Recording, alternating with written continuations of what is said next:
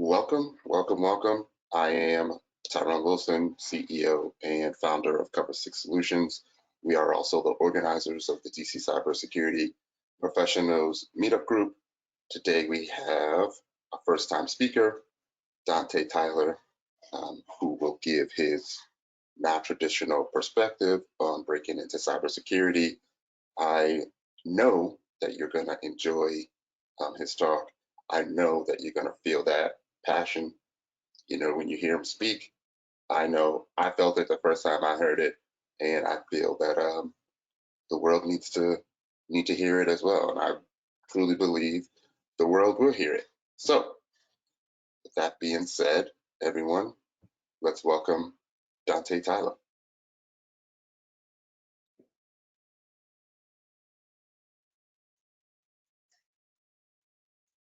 I told y'all this wasn't gonna be traditional. Hey, y'all ready? I need y'all to wake up. Get lit with me. Top in.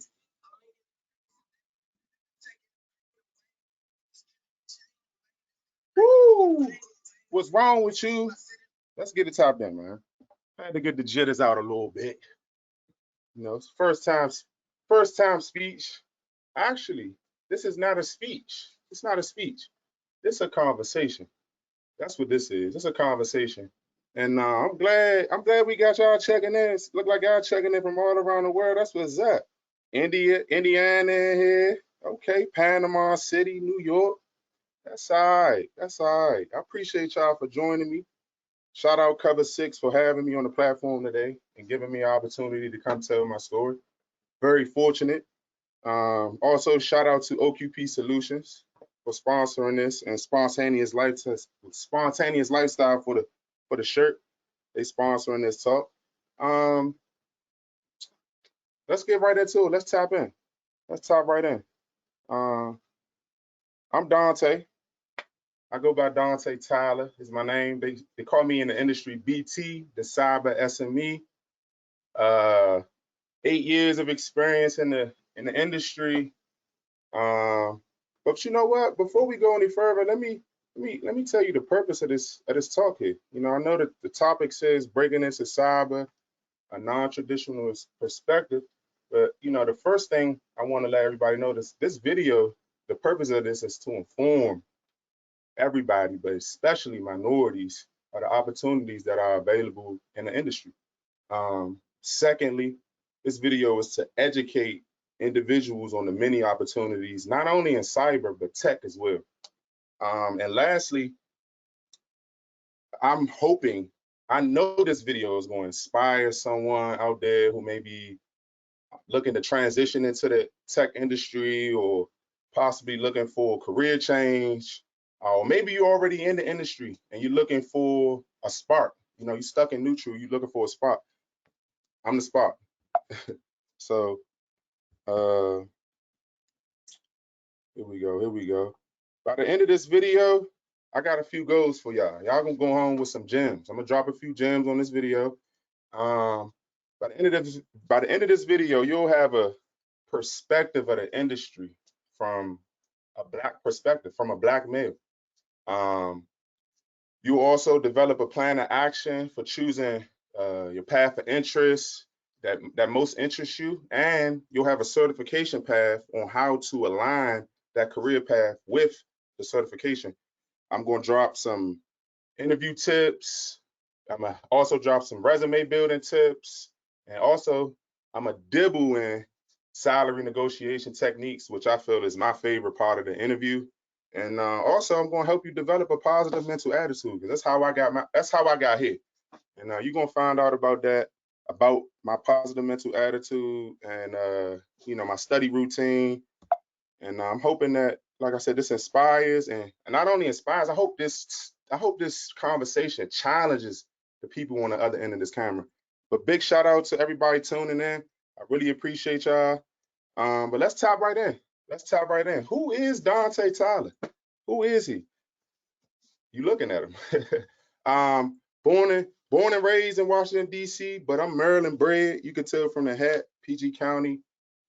Graduated from Bowie High School in 2010. when I graduated high school in 2010, I didn't have a plan, y'all. I didn't apply to college. I didn't have any college acceptance letters. I failed the ASVAB, and we gonna get into a little bit of that. But this is a brief overview. I'm a college dropout. Uh, I actually dropped out of community college. Believe it or not, I got about 28 more credits until I'm eligible to apply for my associates. So, maybe in the future I'll go back. Who knows? I also own OQP Solutions, which is an IT consulting agency that bids on government contracts. I hold a few certifications: Security Plus, CEH, CISM, and most recently, I just got the CDSPE, which is a Certified Data Privacy Engineer. Currently, I serve on the Black Cybersecurity Association as a chief of staff, which is a nonprofit organization geared towards not only raising awareness for cybersecurity and getting minorities into tech early, but also inspiring and challenging, the community to take up tech. So big shout out to BCA. Also, I'm serving I work for a government agency. Currently, I am a information systems security manager right now. I handle a lot of projects. I manage some systems pretty much, and I'll get a little bit into more. I'll get into that more later, exactly what my job is and what it entails. But that's a bit overview of me and who I am, and where I came from. Um, so as you see the title, a non-traditional path into cyber. That's me. I didn't take apart PCs when I was a kid. Um, my mom couldn't afford to buy a PC when I was a kid. My mom her money was being spent on keeping the bills paid, keeping what little bit of food we had in the refrigerator, and basically in survival mode. So, you know, coming into this industry early, I've realized a lot of my peers and coworkers, they had been in tech since little kids. They took apart robots and washing machines as a kid and put all that together. I didn't do that. I wasn't fortunate enough to have that opportunity to take apart PCs or even have a PC. I didn't have a PC in my house until I was in high school. So I wasn't fascinated with technology as a kid. I didn't get fascinated with technology until later on in life, in my adult years. I was an outside kid. I grew up in the 90s where we drank from the water hose. Our parents told us, don't come back inside. If you come in the house, you stand in the house. So, I was outside playing throwback tackle, neighborhood kid running around. Even in high school, I wasn't a part of any tech clubs. I didn't build robotics. I had no interest in tech up until my adult years. I didn't go to coding camps. I I didn't do any of that. Like I stumbled upon this gym, and I'm very fortunate enough that the universe blessed me with this ability. And I'm super grateful. I live an awesome lifestyle, and I'll talk a little bit about that as well. Um, I like to think of myself as I'm not the number one draft pick, and when I say the number one draft pick, I mean traditionally, when you speak to people in the industry, they come from a technical background. Their dad was maybe an engineer for NASA, or maybe their mom worked, on the help desk or something. I'm a college, as I say that, I'm a college dropout. My major when I first enrolled in college was criminal justice. I literally was lost after high school. I stumbled upon this I stumbled upon tech during a conversation with a family member, and I'll talk a little bit more about that. I'm just kind of giving a high overview. And when I first got into the IT game, I was driven by money. I will not tell a story and say that, the money didn't drive me at first, but through working and, stacking my money, I found that, money can't be your only drive in this industry because you'll burn out quick. Trust me, you'll burn out quick, and it's inevitable. You're in the tech industry, you're going to get the big salary. It's inevitable. It happens. And as I stated later on, I discovered a passion for technology because of its benefits that it offers. Just people in general. From healthcare systems, updating healthcare systems. To detect cancer in a patient, sooner than we have before, or maybe to put a rocket on the moon. Technology is awesome, and as I stated, I didn't become fascinated with technology until later on in my years. So that was awesome. That was definitely awesome once I realized the benefits of technology, and I was driven by the money. So it was a win-win for me. So I also like to call myself a undrafted free agent. My name didn't get called. I didn't get invited to the NBA workouts. Figuratively, this is how I look at myself in the game. I didn't get called, to the workouts. I didn't have an agent, And when I say these things, I'm gonna break them down. When I say I didn't get a number, I didn't have a, number one draft pick. I didn't go to school. I didn't have a college degree. I didn't get invited to NBA camps or to work out. Meaning that I didn't have job offers for tech, or I didn't have the traditional paths that my peers had. I failed the ASVAB. Once I got out of high school in 2010, I ended up working at Giant. I was working at Giant, making about $7.50 an hour. I worked in the deli.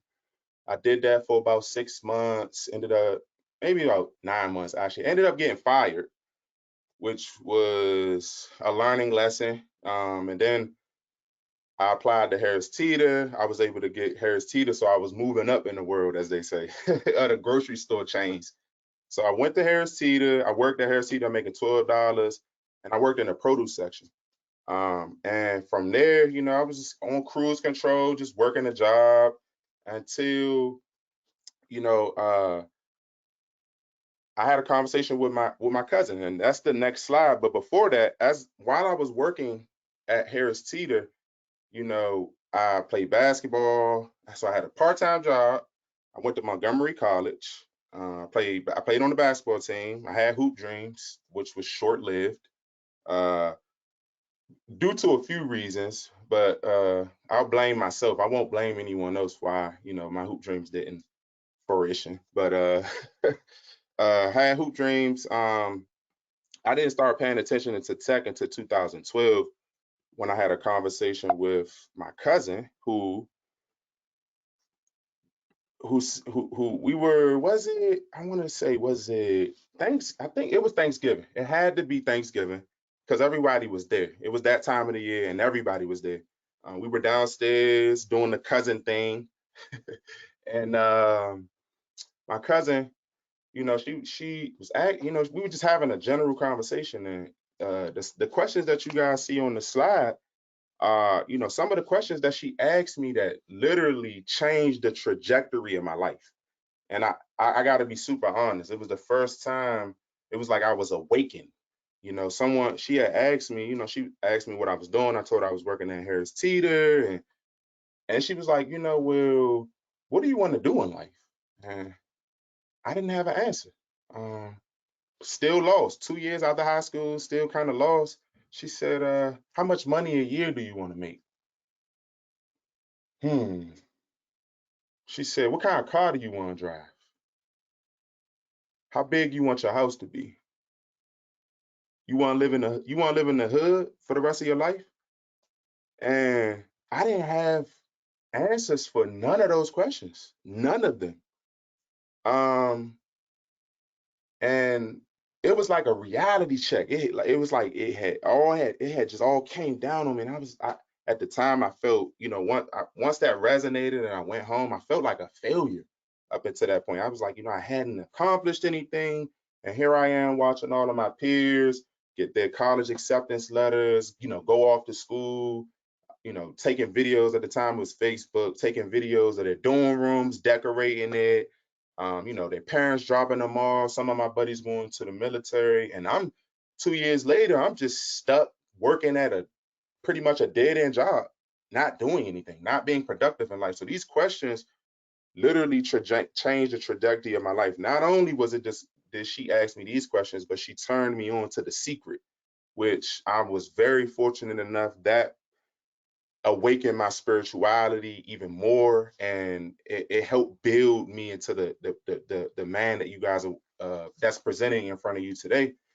So that was extremely monumental. So from this conversation, it went on to she gave me the Security Plus 401, SY 401, which was at the time was a multiple choice test. They didn't do simulations on the Security Plus until 501. So I was very fortunate. So I went, she gave me a study guide on Security Plus 401. She told me, take it home, study this, remember it. She even paid for me to take the test. So I won't lie, that was November. That's when Thanksgiving is. So I took the Security Plus in May 2015. This is 3 years later. This is literally 3 years later that I finally take the no. I'm sorry. I said 3 years. Let me backtrack a little bit. So she gives me the study material. I take the study material home. I don't do anything with it. It literally sits on the table and I don't do anything. She calls me up one day and she says, what are you doing with that material that I gave you? They're about to change the test. And I say, what? Are you serious? She says, yes. So I go, I take the exam, I fail it. I failed the exam the first time and I was disappointed in myself. I had been studying, but I honestly I didn't take it serious.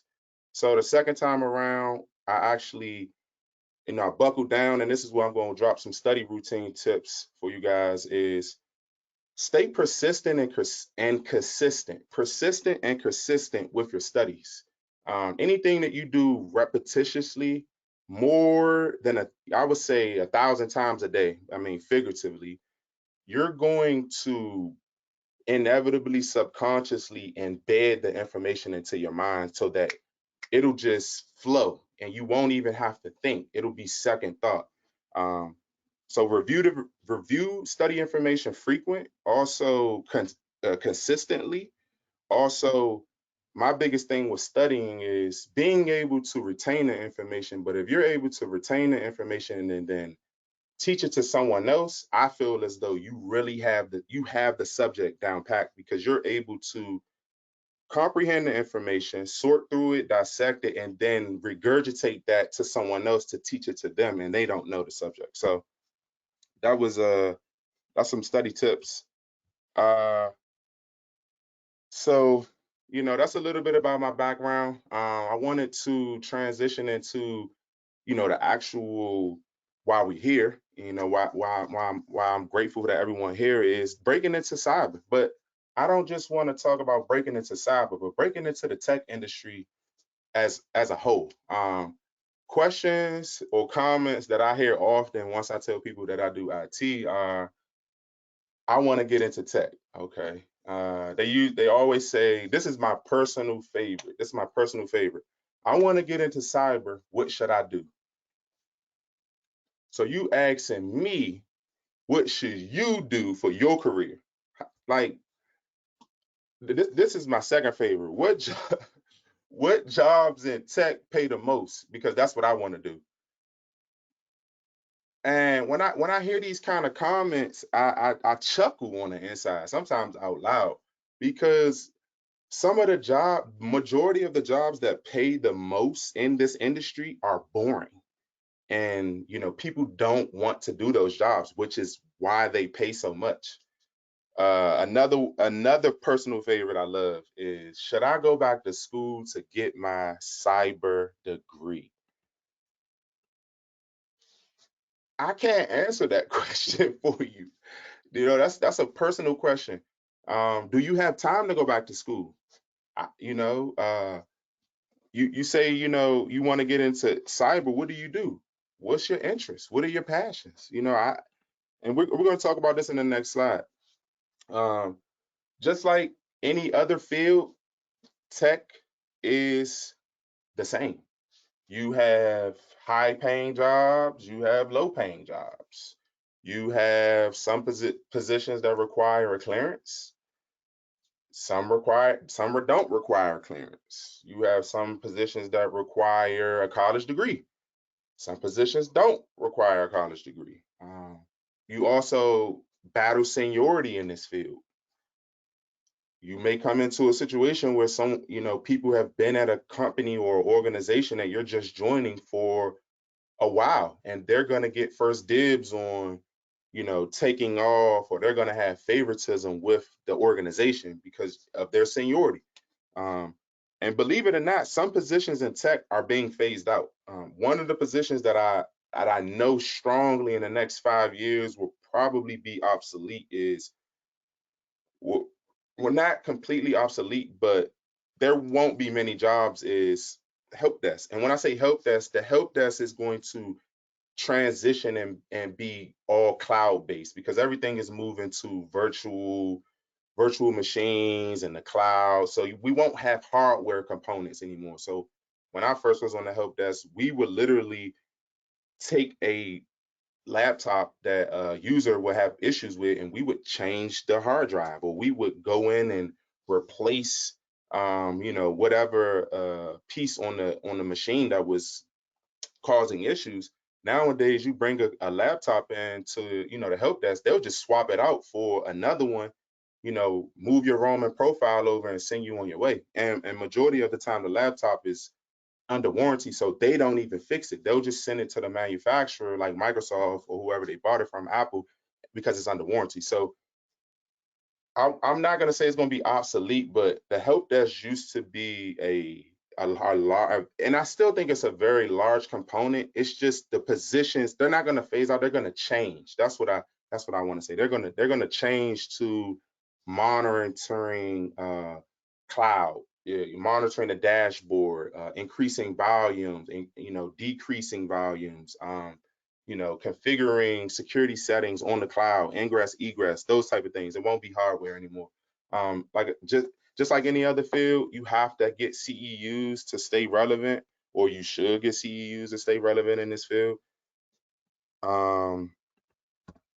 So the tech industry is also not like other industries.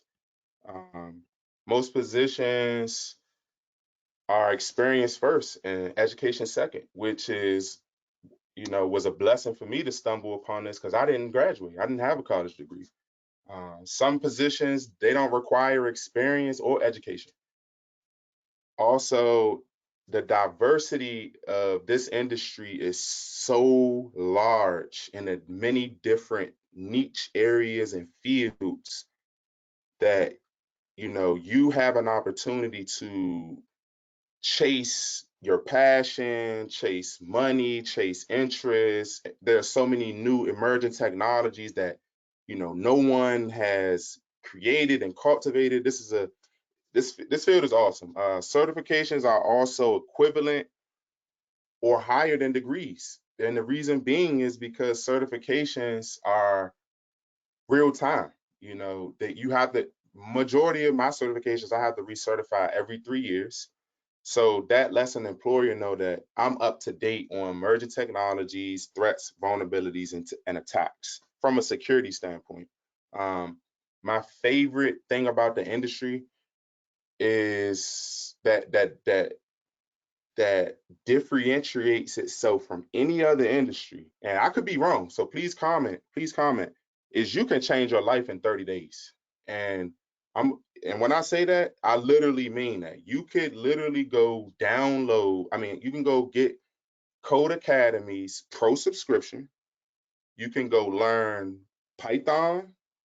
You can go learn JavaScript and HTML, which are all coding languages that are very popular across many different applications and platforms. If once you do this for 30 days, and I mean you literally don't do anything else for 30 days but learn how to code Python, JavaScript, HTML. After the 30 days is up, or during that 30-day process, create a profile on GitHub or GitLab, start creating applications, start creating pipelines using different applications, SonarQube, Ansible, Terraform, Docker Hub. These are all apps that build applications in cloud, Azure and AWS. Once you build a portfolio in GitHub, because that's what you're doing when you go to GitHub or GitLab and you start pulling down images and you start moving things around and changing things, that is what you're going to take to your job interview as a DevOps engineer. And that is what you're going to hand them and say, hey, be honest, I don't have any direct experience with the company, but I taught myself DevOps. Here, I built this application, and give them the link to your GitHub. I guarantee if you do what I just said, you'll get a job. And that's a gem for you. You're welcome. So choosing the right path into tech. I always ask people, are you a people person? Like, comment in the section for me. Are you a people person? This is very vital as you're breaking into this industry. I want you to ask yourself some of these questions on the screen. Do you like providing customer service? This is important. If you don't like providing customer service, I probably wouldn't suggest you go work on the help desk, because you're going to be customer facing. You're going to be customer interacting. If you're not a people person, you probably shouldn't work on the help desk. It just won't mesh. And that's what I'm talking about the happiness portion. Do you like to work independently? Do you like to work on a team? That matters. There are positions in tech and cyber where you solely be the POC, and people will only rely on you. System administrator jobs, network engineers. Of course they have teams, but they'll literally just give you a project and that's what you work on. Or do you like working in a team setting? Do you also, maybe you like the responsibility of managing people? Can you lead a team of 50 plus people and projects? Are you a good manager? Are you a good leader? And my biggest question is, are you a technical person? Because there are very technical positions. There are levels to being technical. I don't think that I'm a very technical person, but someone else who knows me may say that I'm a technical person. But that's only because I know people like Ty, and I have a few people who are very, very knowledgeable, 20 plus years in the field. So I consider myself, not as technical as them, as those individuals. I know this is particularly geared towards breaking into cyber, but I also wanted to highlight just the paths that are into tech, because as I stated previously, this field has a wide variety of different niche areas or paths into cyber. As you see, cybersecurity, you could be doing database management, doing Oracle or networking, messing with Cisco routers, or possibly doing data science, doing machine learning, which is DevOps. That's a hot thing right now. That's like that is one of the leading jobs in the tech industry right now, and you can work from home. Software engineering and computer programming, that's going back to learning Python, JavaScript, HTML, Dart. There are so many different languages. You could be an app or web developer, project management, cloud. The options are endless. And some of those questions that I asked you earlier, are you a people person? Do you want to lead projects? Are you a technical person? This is going to help align your interests and where you would like to be in the industry. So pass into tech. I really wanted to highlight in this speech in this conversation that the tech industry, particularly cyber, offers technical and non-technical positions. You could be doing what I do now, which is RMF, ANA, assessment and authorization of ATO packages, reviewing proposals, implementing C-suites, direction, developing IT strategies, doing research and development on emerging technologies. Those are some of the you got a technical writer. There's so many non-technical positions where you don't have to be a software developer or a computer programmer or super technical or a hacker. So I really encourage people to definitely research some of these positions like information assurance, like I said, A&A analysts. You have network security, which is that's monumental because everything runs on the network. So if you're in network security, you literally won't ever not have a job because everything runs off of the backbone, and we all need network security. As I stated before, you have project management. One field that I really wanted to highlight, which I hope sparks someone's interest on the other end of this camera, is forensics. I don't think people in the industry talk enough about forensics. I think it's one of those not so sexy paths that's into cyber that people think require a bunch of work and knowledge and time, but in actuality, forensics is like pretty cool. And I won't say you don't have to be well versed and have a plethora of knowledge. You definitely will, but to think that, like, number one, if you work for the FBI or like a federal agency, you get a gun. That's cool in itself. You get to walk around with a gun, and you work for, the feds. So that's cool. You're also, I don't think this is cool, but you get subpoenaed to go to court. You get to if someone tried to damage a laptop, for whatever reason, you get to like save the day. Like, I really enjoy forensics. It's something that I eventually may get into. I'm not 100% sure, but I am fascinated by what they can do to a hard drive, go in and data recovery, and like you think you deleted something off your computer, but they go and find it. So I'm pretty fascinated by forensics. Another topic that people don't highlight is physical security. This is important in the cyber industry. The key code doors, the smart locks, the cat cars, the cameras. Someone had to come in and take an assessment of an area and position a camera in a certain area that would capture everyone walking into the room. Like I said, key card doors, retina eye scans, fingerprint scans, all of that is a part of physical security that is a path into cyber. Data science, as I mentioned earlier, machine learning, data analytics, artificial intelligence, that in itself, if you can learn artificial intelligence, machine learning, whew, you gonna make a lot of money. You really gonna make a lot of money. Cloud security, uh, choosing a path into tech. What area of tech interests you the most? What area of tech interests you the most? Are you driven by money, how I was when I first started my career? Do you have a passion for technology? These are questions you need to be asking yourself in the mirror. Do you enjoy solving complex problems? Do you want to be a hacker?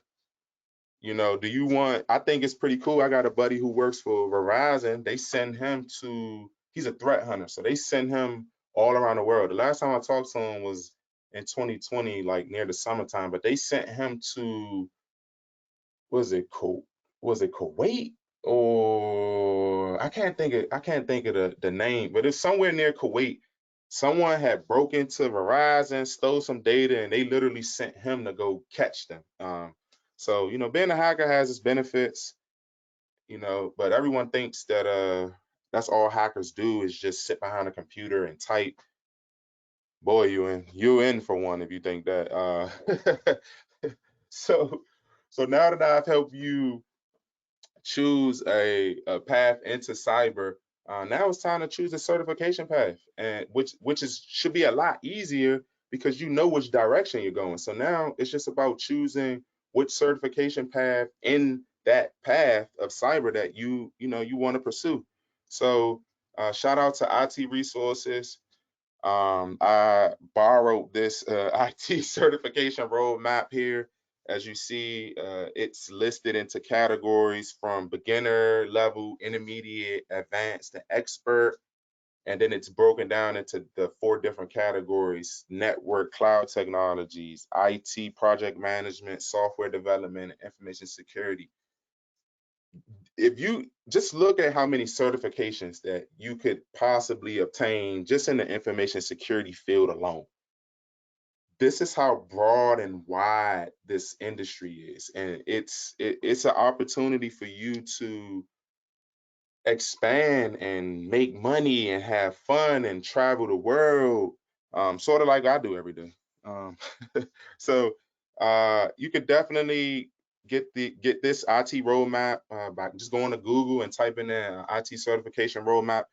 And for instance, my path, I have a Security Plus. I started with a Security Plus. I moved on to CEH, and recently I have the CISM and, like I said, the CDSPE. So I'm on the expert level, um, and you got to put the time in. This is 8 years. It took me 8 years to get this certification. It didn't take me 8 years, but you needed 5 years to even apply for the certification. So it took a while. It takes a while to get here, ladies and gentlemen. So study habits. Once you choose a path, let's say you're going into cyber and you want to do incident response. Okay, cool. So now that you've chosen a pathway, you want to do incident response and cybersecurity. Okay, so now what certification are you going to get? Are you going to go get CEH? Are you going to go get the what is that? What's that certificate? Let me go back for a second. The CCIE. Are you going to are you going to chase incident response all day? Are you going to be a threat hunter? You know, Once you choose a certification path, then it's time to narrow down your study. Are you going to go back to school? Do you have time to go back to school? Maybe you have a kid. Maybe you're supporting your family right now. You don't have time to go back to school. Um, are are you comfortable with doing a self-paced course? Do you need a traditional classroom setting to learn? How do you retain information? These are questions that you should be asking yourself to help align, you not only breaking into the industry, but fast tracking your success. Use someone like me to fast track your success. It shouldn't take 8 years to get here. I could have got here a lot sooner had I watched talks like this, or the industry was just diverse as it is, as it's beginning to be now. How often are you studying? As I stated before, persistent and consistent always wins the race. Always, always. As I stated, I'm going to drop some gems for building your resume. Research your respective positions. Go on your job, go on Indeed, go on Dice.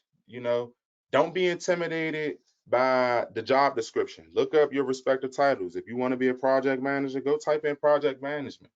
Go see what the job duties and the responsibilities of a project manager consist of. Go see what a DevOps engineer does on a day-to-day basis. I encourage you to go to YouTube University, type in DevOps engineer, day-to-day jobs. And while you're reviewing the job description, also take note of, the things that you do know, and then also take note of the things you do not know. And the things that you do not know, I want you to take those back home and research them. And not only research them, know what those are. So because when you go into a job interview, that's what they're going to ask you about. um, Only list relevant job positions on your resume. you shouldn't. If I'm applying for a ISO position, I'm not gonna list that I worked at Giant or I worked at Harris Teeter. That's not relevant to what I'm doing now. As I stated before, experience first, education second in this field. If you have a college degree, kudos to you. If you don't, it's not the end of the world. Most people don't know that most organizations use an ATS systems, which stands for applicant tracking systems. My best advice for ATS systems is keeping it simple. It's a computer literally scanning your resume for keywords, for standard formatting. Try to keep abbreviations at as minimal as possible. Also, in your resume, use phrases and words like assisted the ISO, supported cloud migration, coordinated with security to implement security controls. These are trigger words that will get you a job interview and will let someone know, okay, well, maybe I didn't directly do this, but I seen somebody do it. I assisted someone in, a cloud migration or a incident response or cleaning it up. And one big tip about resumes, please stop listing your personal information on there. We don't need to know your address, your mama name, your social security number. We don't need to know that. Keep it simple. Name and contact. Keep it simple. You know what I'm saying? Interview tips. Me personally, with anything, not just an interview, I want to know who my opponent is. I want to know who's in front of me before I get there. I'm the guy who, if there's a meeting and I don't know who I'm meeting with, I'm probably getting there 15, 30 minutes early. Because, and in addition to me getting there 15 to 30 minutes early, I've already done my homework. I already know who you are, I already know what you do, I already know probably how much money you make. It's called open source intelligence tracking. I mean, it's not hard. So definitely, you want to build a profile of the company, because you're interviewing them just like they're interviewing you. Review your resume. Review your resume. Review your resume. Be knowledgeable of what's on there. When a hiring manager sits in front of you, all he sees is this resume. So it's going to behoove you to have things on a resume that you can't speak to or that you don't know.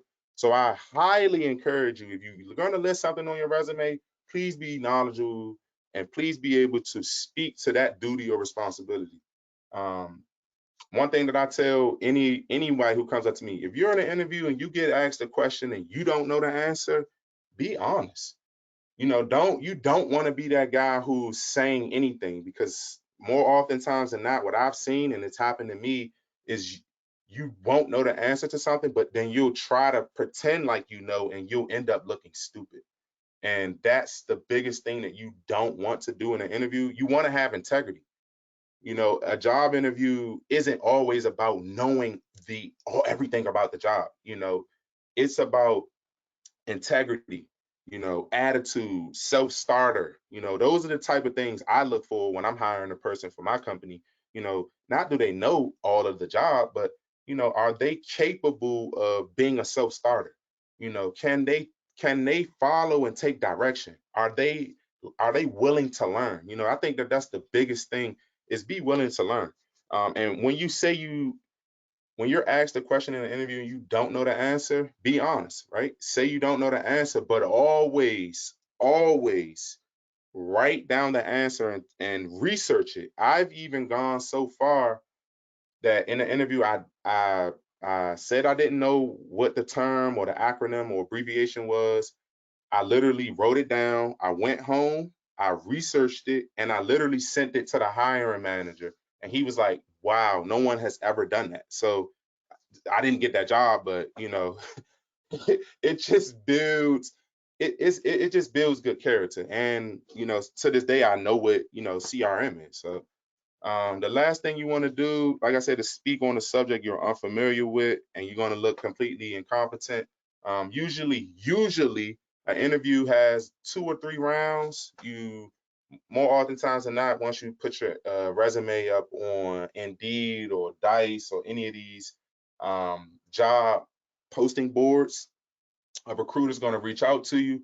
Once the recruiter reaches out to you, from that point on, he's going to do just a simple screening. He's just going to make sure that you know, you're capable, you are who you say you are on your resume. And from there, if he likes you, what he'll do is he'll pass you on to his hiring manager. Once he passes you on to the hiring manager, you'll answer.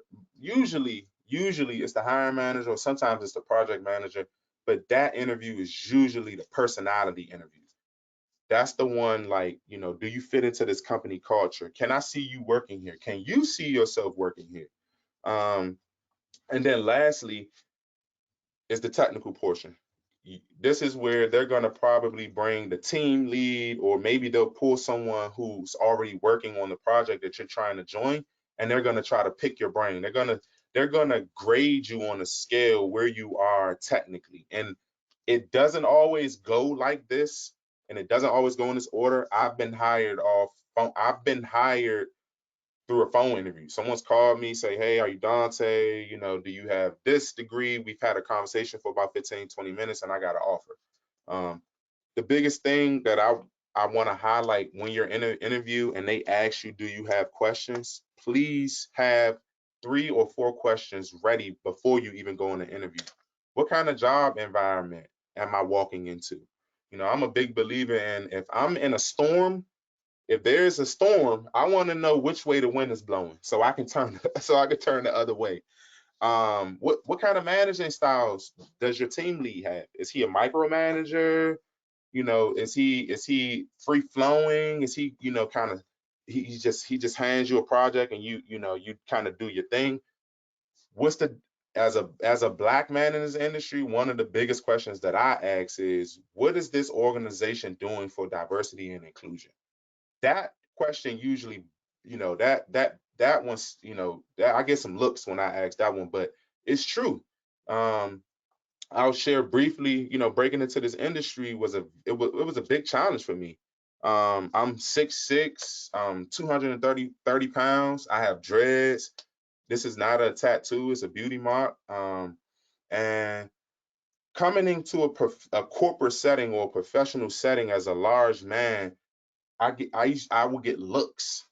So I've had to develop, you know, a high energy personality, always smiling, to let people know that I'm not a threat to you. You know, I'm just here to get a paycheck, just like you. I'm a normal person. I don't want to take your purse. I don't want to do any of that. You know, I'm just here to get a check. And it's unfortunate that I've had to do that, but you know, that is why I ask about diversity and inclusion when I'm in an interview. I want to ensure that that environment that I'm in is healthy for my mind and body. Because let's be honest, we as people spend probably more time with the people that we work with daily than we do with our own loved ones. So I don't know about y'all, but I want to be in an environment where that's healthy, you know, that's free flowing, and you know, I can be myself. I don't want to be somewhere where I have to be uptight and, you know, constantly always, you know, having to conform, or I can't be myself. So knowing your worth. We talked about choosing a path into cyber. We talked about aligning a certification with that pathway into cyber. We talked about interview techniques. We talked about building your resume. Now you've done all that. Now you need to know your worth. What are you really worth? You know, I know you've done the work, and you went and you got the certifications, and you know, you're walking with your chest out, and but what are you really worth? When I say that, I don't want you to look at individuals like myself or Ty or just other peers in the industry and look at, oh wow, they make so much money and I gotta make that much money because, you know, I got the same certification. It came with time. I didn't always make 6 figures. I didn't. My first job was $43,000, which is a blessing, but you know, that's significantly not a lot of money. So knowing your worth, research your respective job title and salary comparisons. And when you do this, take into account the geographical location, because the cost of living matters. What a position will pay, what an ISO position will pay in DC may not pay, it won't pay the same as Texas. The pay scales are going to be different. So the cost of living is going to be different. Positioning and negotiation is key. You must position yourself as an asset in your niche area to demand a higher salary. You achieve this by becoming a subject matter expert on your niche area. And I mean, you know your area, your expertise like the back of your hand, sort of like how I know RMF. I don't know all of the special publications, but I can give you all 18 of the control families. Uh, also, understand that some salaries are based off of years of experience. And however, um, you can show an organization, if you can show an organization where their weaknesses are and give solutions to fix the problem, you, my friend, you are an asset and they will throw the dollars at you. Trust me. Also, I encourage you to go pull salary data that supports the salary that you requested. Like I said, also as a minority, I always ask about diversity and inclusion. Remember, folks, that we figuratively are the mouse on the wheel. The companies don't run without us. Remember that. Remember that. If more people took that approach, the organizations would be at the mercy of us. Question and answers. I appreciate y'all for attending my TED Talk. Let's see.